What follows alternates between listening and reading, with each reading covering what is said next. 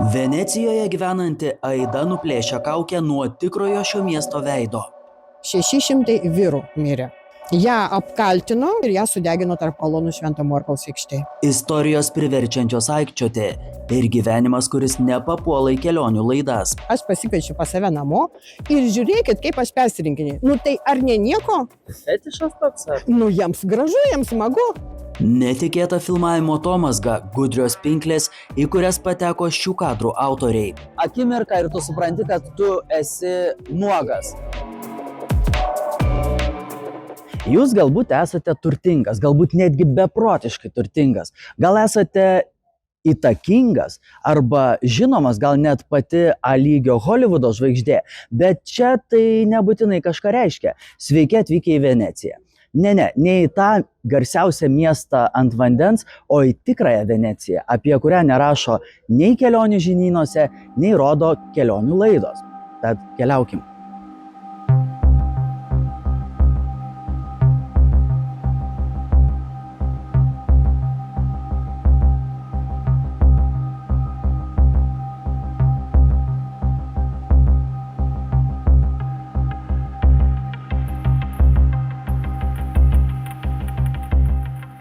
Venecija. Tai miestas, kuris atrodo kaip dekoracija, bet laikosi savų dažnai negailestingų taisyklių. Čia gyvena mažiau nei 50 000 nuolatinių gyventojų, yra apie 150 kanalų ir daugiau nei 400 tiltų. Ji kasmet priima apie 20 milijonų lankytojų. Tačiau tik nedaugelis pamato tikrąjį miestą. Miestą, kuris grimsta. Miestą, kuris slepia intrigas ir niekada nenorėjo būti toks kaip kiti. Mes gyvenom ant vandens, visur priplaukdavom su gondolom. Gondolų buvo 10 000, dabar yra kažkur apie 430 tik tai likusių. O kodėl? Įsivaizduok, kiek jų buvo. Nu, buvo žymiai daugiau, nes tai buvo pagrindinė judėjimo priemonė Venecijoje, suprantat. Ir kai tik tai pamatai tokį kampą, tai reiškia, kad tai yra susiję su kažkuo, ne šiaip daryta aikštė. Yra šalia bažnyčios ir šita bažnyčia yra garsi tuo, kad čia buvo krikštymas Antonijo Vivaldi. Aida Skorupskas Venecijoje beveik 30 metus gyvenanti lietuvė, čia sukūrusi šeimą ir dirbanti profesionale gide. Ji šį miestą ant vandens skaito kaip atverstą knygą. Galų gale žemynas susijungė su civilizacija. Ai. Ką mes galim jums pasakyti, mes salų gyventojai? Jūs suprantat, kas jūs esat. Jūs esat labai keisti žmonės. Jūs arėt žemę. Jums patinka arti. Aš nežinau, ar jums asmeniškai patinka arti. Nu, aš išgirstu, pavyzdžiui, lietuvė sako, kol turiu tokią draugę. Aš kai raviu, nusiraminu. Arba ten, kai tvarkau sodą, ten arba... Tai vat venecijiečiai tokių dalykų nesupranta. Jie niekada neturėjo žemės ir nenorėjo. Kodėl žmonės apskritai pastatė miestą pelkėje? Kodėl ne ant tvirtos žemės? Istorikai ginčiasi iki šiol, o Aida turi savo versiją. Jie buvo tiesiog, tie žmonės linkę avantiūrizmą ir yra, kaip aš sakau, 3,5 versijos. Tai, nes dabar madingos sąmokslo teorijos, tai tą pusę kaip ir pridedu. Sąmokslo teorijos Venecijoje atskira tema. Ir tai ne šiaip pramoga, o miesto DNR.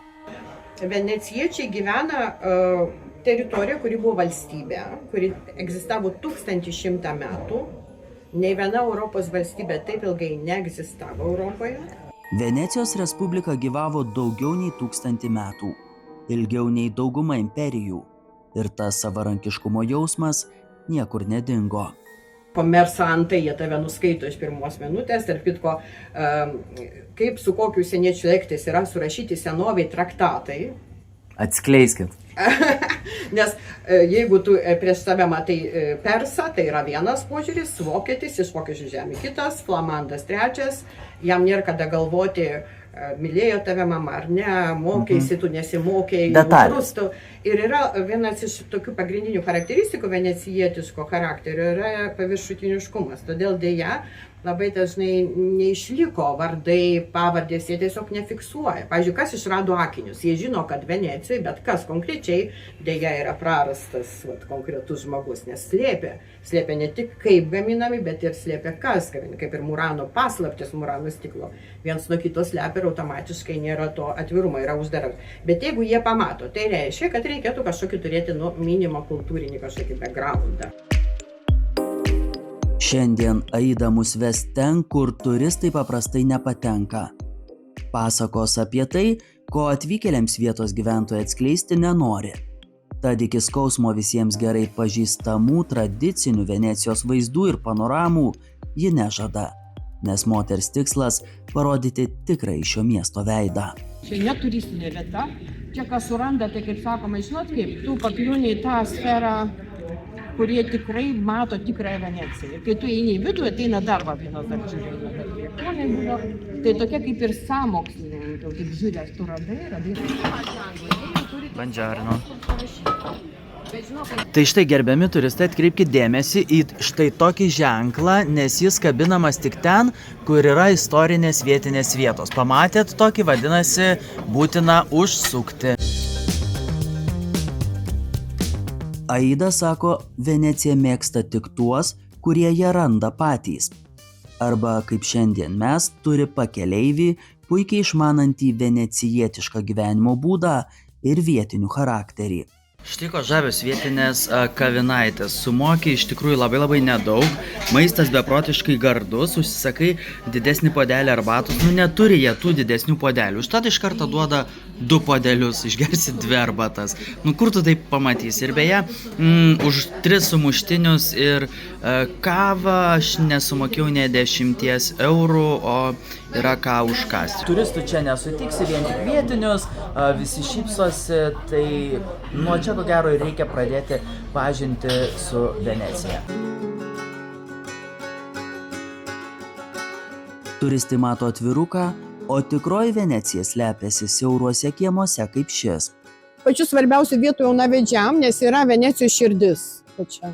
Šitą vietą jaunavedžiam dėl ko svarbi? Nes yra Venecijos širdis. Venecijos širdis yra va čia, ateikit, pasižiūrėkit. Va jinai.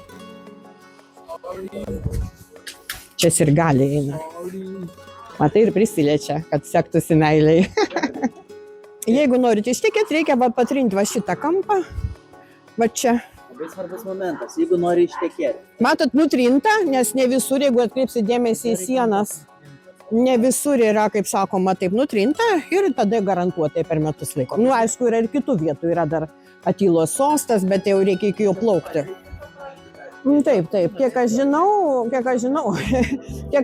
pasitvirtino. Ja. Anot lietuvės, net skurdą Venecijoje visada lydėjo pinigai. Moteris veda į vieną iš neturistinių vienuolynų. Dalis jo išnuomota vyndariams, kita dalis paversta savotiškomis kapinėmis. Tiesa, juose ilsisi ne tik iškilios vietinės asmenybės, bet ir pinigais pertekusių turtuolių artimieji. Pripranti, pradžioje keista, paskui nieko. O nieko, kad per jas? Nieko normaliai pripranti, tai kito varianto nėra. Jie net ir norėjo, kad mes vaikščiotume, nes kuo tu nuolankesnis esi, tuo geriau. Kai tu viduramžiais norėjai būti palaidotas, tau geriau būtų pasilaidoti prie kokią nors šventą.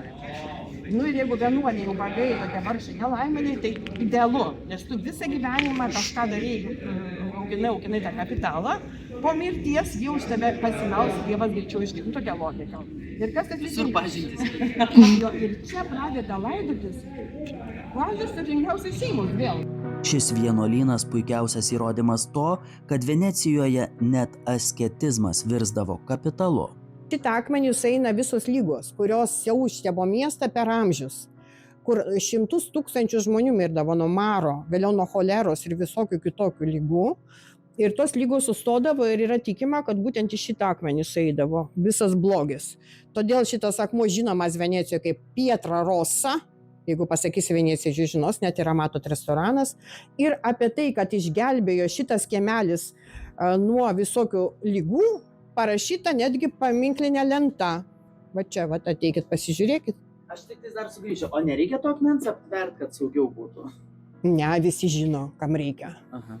O kam nereikia, O turistai tai jau neveikia gal. velniai nematė. Matot, parašyta, va, kad čia yra Verginė Santísima, švenčiausioji mergelė Marija, dėl Salute nešanti sveikatą, kuri daug kartų apsaugojo šitą vietą, Corte Nuova, tai vadinama, ypatingai 1630, mato 36 ir 1848, 55, ir netgi kai buvo mėtomos bombos 1917 metais, visos bombos sukrito į vandenį. Viduramžiais Venecija buvo vienas pavojingiausių Europos miestų, nes laivai atplukdydavo ne tik prieskonius, bet ir marą. Per didžiąją epidemiją čia mirė iki 1/3 gyventojų.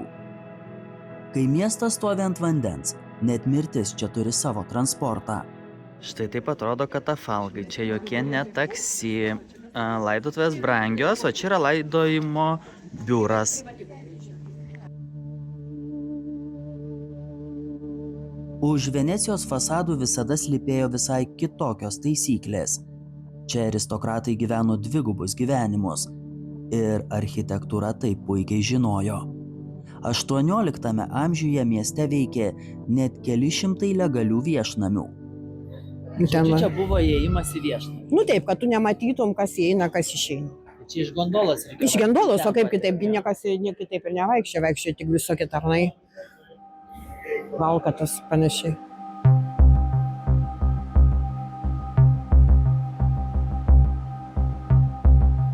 Išlikusi patalpa, va čia įėjimas, Venier šeimos asmeninis kazino, nes praeityje venecijiečiai aristokratų šeimos turėjo žmoną savo, vyrą savo ir taip toliau, kad viens kitam netrukdytų gyventi.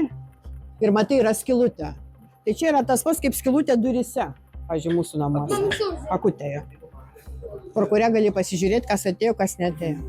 Ko gero, ne vienas kada nors apsilankęs šiame mieste spėliojo, kodėl ant daugumos namų stogų iki šiol stovi sugriūti baigiančios medines terasas primenančios erdvės. Vargu ar atspėtumėte, kam jos buvo skirtos, juokėsi Aida ir priduria. Venecija visada garsėjo grožio kultu, tačiau kartais grožis čia žudė. Virš stogų matote altanos, tai vadinamos, tokie mediniai kaip palėpės, tokios, kaip sakiau, terasos. Jų yra labai daug, va čia viena čia, kita ten, po visą miestą. Ir jos skirtos buvo, pastatytos jos buvo, aišku, senovėje, ne dabar, skirtos vienam vieninteliam tikslui - plaukų dažymui. Nes gražūs žmonės nuo 15 amžiaus antros pusės viso Europoje, čia venecijiečių mada, turėjo būti blondinai. Blondinės visų pirma moteris. Nu, vyrai kai kurie. Pavyzdžiui, Albrechtas Düreris irgi nusidažė plaukus venecijietiškai ir jį vadino čia Alberto Duro. Taip, kad Alberto Duro irgi nusidažė plaukus. Užsilipęs į altaną. Iškia, istorija tokia, tu nusiperki dažus. Dažus išradome mes venecijiečiai. 68 elementai, slaptas, absoliučiai receptas. Nieks nežino, iki turgų ir pirk, arba gali būti kažko nusipirk pas venecijiečius po visą, kaip sakoma, pasaulį gali ieškoti dažų, jeigu tu negimei blondinas. Aišku, jeigu gimei blondinė, tai yra fantastika, nes nieko nėra gražesnio Venecijoje kaip moteris jauna mergina arba gyvens blondinė. Iki tokio lygio, kad paveiksluose tendencingai visi šventieji blondinai. Jėzus Kristus tik gimė jau vokietis, kaip sakoma. Suprantate? Dievo motina, visi blondinai. Nu, tokia vat mada, nes madą reikia diktuoti, reikia influencerių tapti. Ir venecijiečiai, aš jas vadinu pirmaisiais influenceriais. Ką jie daro? Iškia, nueini į turgų, nusiperki dažų. Problema, kad labai smirda tie dažai, nes ten įeina šlapimas. Gal arklio, gal asilo, niekas tiksliai nežino, bet nepaprastai smirda, nes paslaptis. Okay? Ir rytai tada lipa į viršų, užsideda plačią skrybelę, nes nedaug dieve nudegsi, nes nudegimas yra ubagystės požymis ir veidas turi būti baltas, pudra turi būti, jeigu ką. Jeigu tavo veidas yra nešviesus, tai tu gali pudruotis. Viena net buvo tokia veikėja venecijietė, jinai išrado su arseniku pudrą. Ir jos pagrindinis, kai pardavinėdavo, sakė, tik jokių būdų nesibučiuokit. 600 vyrų mirė. Ja apkaltino, kad jinai, vienu žodžiu, nuodytojo didžiojo ir ją sudegino tarp kolonų Švento Morkaus aikštėje. Venecija ne tik miestas ant vandens, bet kartu ir miestas, kuris šimtmečius gyveno nuolatinėje epidemijų baimėje. Ir būtent čia gimė pirmosios Europoje karantino taisyklės. Ne romantika, o išgyvenimui būtinas instinktas. Venecijoje labai dažnai būdavo visokios masiškai plintančios lygos. Pergyveno 69 pandemijas, tai vadinamas. Visų pirma, maras, kolera. Ir tai yra vienintelė vieta Venecija, kur niekada niekas jokia liga neužsikrėtė. Nes ne visi papuldavo čia. Nu, bet taip jau išėjo, kad galėjo netgi nesupranti, žiūrkės nešioja ir žmonės bendrauja ir, kaip sakoma, sklinda. Tai va, tai yra tokia, pati švenčiausia, ko gero geriausia sveikatos prasme vieta visoje Venecijoje. Aida Veneciją mato ne kaip dekoraciją, net ne kaip savo namus. Ji mato žmonės. Ir kaip pati sako, šis miestas per šimtmečius išmoko vieno dalyko – labai greitai perskaityti atvykėlį. Vis dėlto Venecijoje grožis neatsitiktinumas. Tai gyvenimo būdas. Ir galbūt todėl čia gimė frazė, kurią italai kartoja iki šiandien. Mano laidos pavadinimas. Taip. Gyvenimas yra gražus. Taip. Yra kilęs iš Italijos. Taip. Bet jūs sakot, kad jis turi keletą reikšmių, ar ne? Vieną mes siejam su garsiu filmu, o kita yra susieta su Kazanova ir tai nieko bendro neturi nei su malonumais, nei su lovu. Ne, turi su malonumais, bet žiūrėk, gyvenimas yra gražus, tai yra frazė, kuri iš tikrųjų kartojama visur ir visada Italijoje. Todėl tai galėjo būti pakartota kaip filme Arezzo, nes ten yra pasakoma apie Arezzo, kuris yra Toskanui, bet netgi ir vakar aš ėjo šalia venecijiečiai ir sustoja ir jie eina savo mieste, jie sustoja ir sako, che bello, nes kai gražu, tai jie visada, kaip sakoma, tą mato, pastebim, išskiria gražius žmonės, viską, kas gražu. Ir tada ir gyvenimas gražus. Kai tu matai visur grožį, tai vita bella čia yra labai tokia graži, pozityvi. Kitas yra pasakymas, kurį labai dažnai girdime ir visi neteisingai verčiame. Nes Kazanova pasakė ir rašė, ir sakau pasakė, bet jis rašė, galbūt ir kartojo. Che dolce far niente. Jis nesakė, che dolce non fare niente. Jisai pasakė, che dolce far niente. Ir čia viskas iš esmės skiriasi. Nes che dolce non fare niente, kaip saldu nieko nedaryti, yra paprasta. Bet Kazanova sako, kaip saldu daryti nieko. O daryti nieko, tai yra jau visai ne apie tai, kas nieko nedaryti. Paprasta guli daryti, bet nieko. Pavyzdžiui, karnavale dalyvauti. Tu darai. Bet rezultatas? Tu persirenginėjai.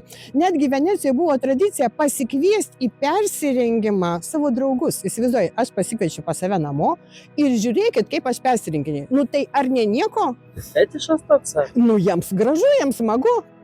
Nežinau, jis aišku, prisimenat, perukai, kvepalai, rožės, kamelijos, korsetai.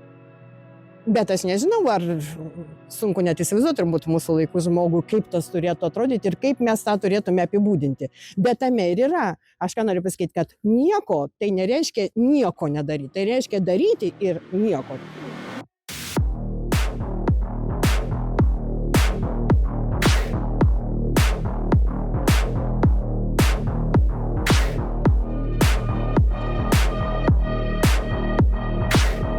Ko gero daugeliui nuo šio miesto grožio neatsiejamas yra garsusis Venecijos karnavalas, bet jis, pasak lietuvės, šiandien labiau turistų šventė. Tačiau kadaise kaukės turėjo visai kitą paskirtį. Po jomis slėpėsi aristokratai, lošėjai, meilužiai, visokio plauko veikėjai trokšdavę bent kuriam laikui tapti anonimais. Arba nevaržomai leistis į ištvirkusius nuotykius, kuriuos maskuodavo kaukės, kartais linksmos, o kartais keliančios šiurpą. Iš principo tai yra būdas pasislėpti ir tapti, kaip jie sako, invizibile, nematomu. Taip, tikrai, kad anksčiau karnavalas trukdavo net pusę, ne? Taip, buvo 3 karnavalai, vienas po kito ir buvo kažkur pusę metų, jeigu žiūrėsim chronologiškai. Ir per karnavalą galima buvo viskas, kas tik nori. Įdomu, kad tik per karnavalą galima buvo eiti į teatrą, nes teatras taip buvo linksmybių centras. Visų pirma, linksmybės ir per gavėnią, per pasninko laikotarpį teatrus buvo eiti draudžiama. Iki šiol Venecijoje vyksta uždari kaukių vakarėliai, į kuriuos patenka tik išrinktieji.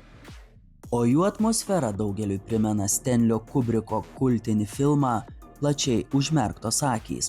Tai Stanley Kubrickas buvo labai paveiktas tų kaukių, balių, tų puotų, kurios vyko ir tebevyksta, manau, Venecijoje ir po šiai dienai. Ne tos, kurios matomos, bet tos, kurios šiek tiek nematomas. Naktis paslėpia viską. Autentiška rankų darbo venecijietiška kaukė šiandien gali kainuoti nuo 100 iki 1000 eurų ir daugiau. Nes tai ne suvenyras, tai statuso ženklas. Aristokračių kaukė ir todėl jinai nelabai prigijo, nes jinai negraži ir nepatogi. Ir jie, kai paplito karnavalo baliai po visą Europą, atsirado tas juodas šydas. Atanos Karenino šydas čia iš čia. Saga reiškia, ne? Saga, ją iš vidaus burnoji laikai, suspaudęs, negali kalbėti ir taip paslėpė savo veidą. Venecija vilioja romantika, tačiau už šilko kaukių ir blizgančių gondolų slypi ir kita realybė. Tokia, apie kurią kelionių gidai kalba nenoriai.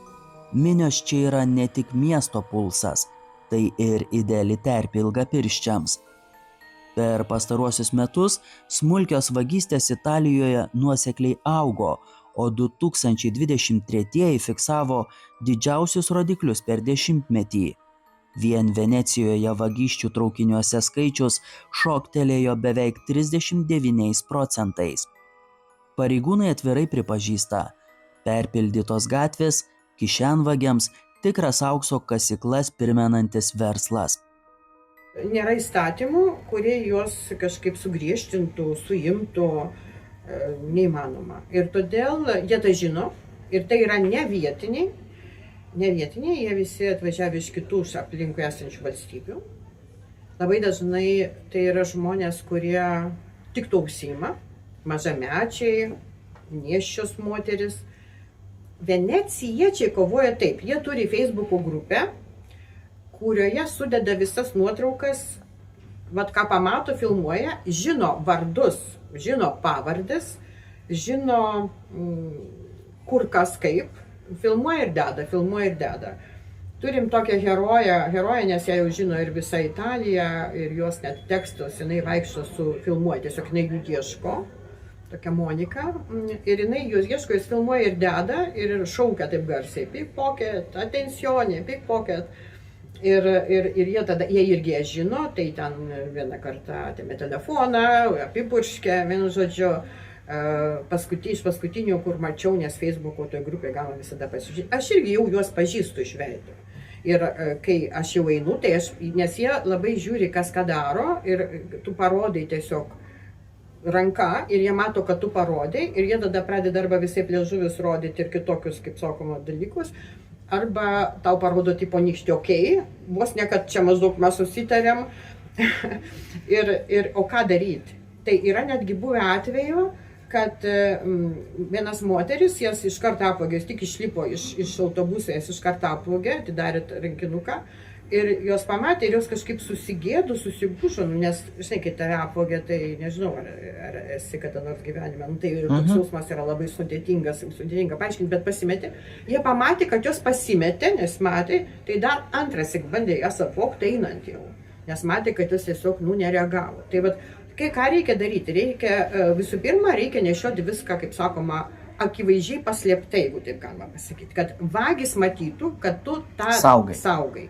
Nes jeigu jie mato, jie iš karto suvokia, kad tave kažkas perspėja. Jeigu tu neši priekį kažkokią tašytę ir už nugaros tu neši, jie net negaiš laiko, nes jie suvokia, supranta, kad priekį jau tu esi pasidėjęs, arba tu nieko neturi, reiškia, tu viską susislėpiai, ką ten lipsi, yra paprasčiau. Nes čia yra tokia masė žmonių, kuriems niekas nieko nepasakė ir kurias galima laisvai visokie pagyvenę, jeigu nežiūri, kaip sakoma, kad ten silpnesnis, nesilpnesnis. Karts nuo karto gauna į galvą tiesiog spontaniškai, neseniai vieni iš Didžiosios Britanijos turistai įmetė į vandenį. Tai visi čia aplodismentai buvo, nes toks keičiausias susidorojimas venecijietiškai, nes Venecija visada yra šalia vanduo ir kai tu įmeti jį pastumį ir įsikrenta į vandenį, tai nieko nepasakysi, netyčia gali pasakyti. Nes jeigu nedaug dievė tu kaip nors reaguosi ir jam blogai padarysi, tai gali dar susilaukti teismo ir gali netgi nukentėti. Ta prasme, kad įstatymai yra netobuli. Į Veneciją organizuotos vagių grupės atvyksta net šimtais per ypač judres dienas, o kai kurie jų nepilnamečiai todėl išvengia griežtesnių bausmių. Dar paradoksaliau tai, kad pasitaiko atvejų, kai demaskuoti vagys patys paduoda į teismą juos filmavusius miestiečius. Ir tai tik dar kartą įrodo, kad tai miestas, kuriame grožis ir pavojus vaikšto tą pačią siaurą gatvę. Todėl Venecijoje galioja nerašyta taisyklė – rankinė priekyje, kuprinė užsegta, o romantika su sveika doze budrumo. Nes net šiame atviruko vertame mieste kažkas visada stebi ne kanalus, o jūsų kišenes. Venecijoje vagys dirba tyliai, taip tyliai, kad kartais nė nepajunti. Ir mes tuo dėja įsitikinome patys. Filmavimo metu mūsų komanda taip pat tapo ilgapirščių taikiniu.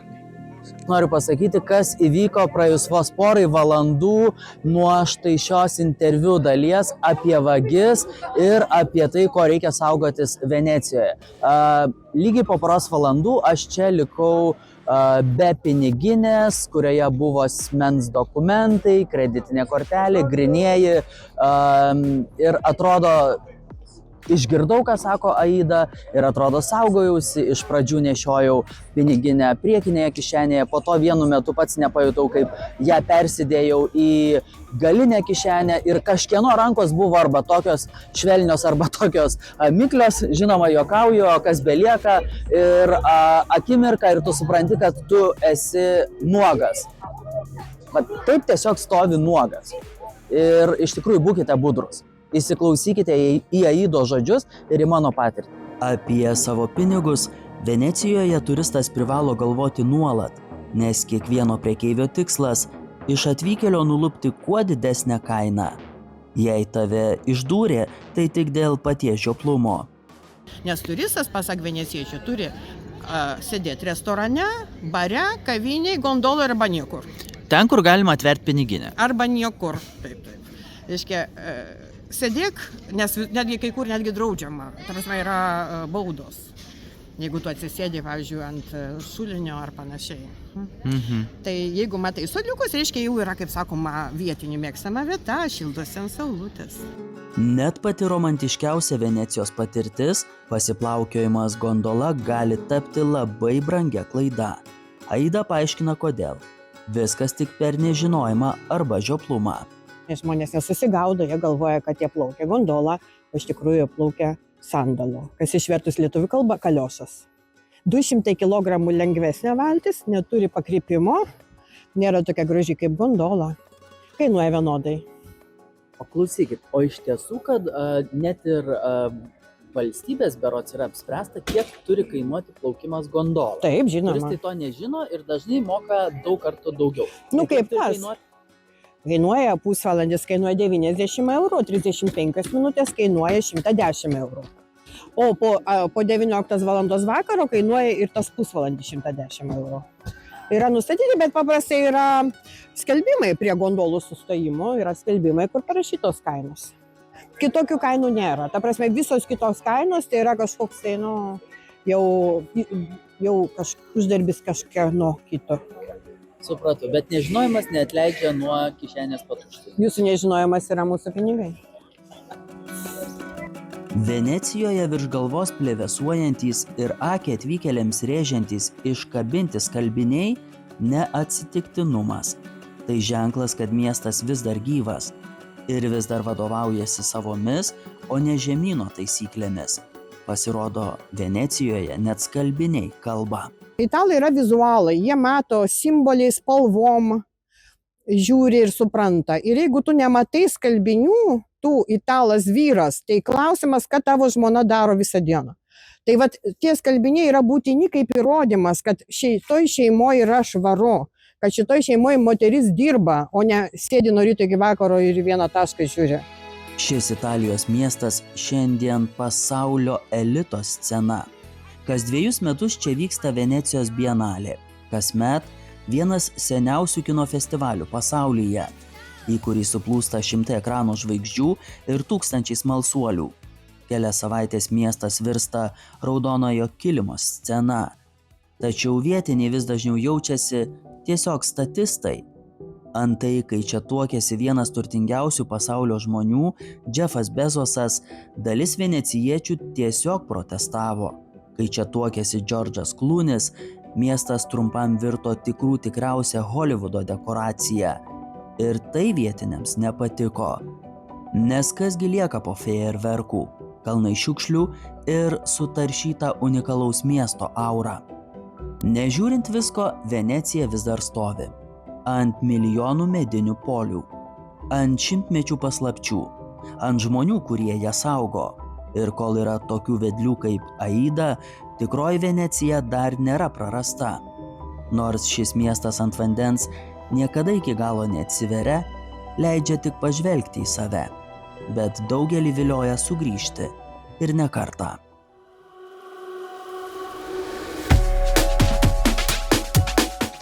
Tad štai kokia ji, ne visada blizganti, ne visada patogi, ne visada draugiška Venecija. Ačiū, kad keliavote kartu, būtinai prenumeruokite mūsų kanalą, kad išvystumėte dar daugiau pasaulio kraštų, kad susipažintumėte su dar daugiau įdomių asmenybių. Iki pasimatymo.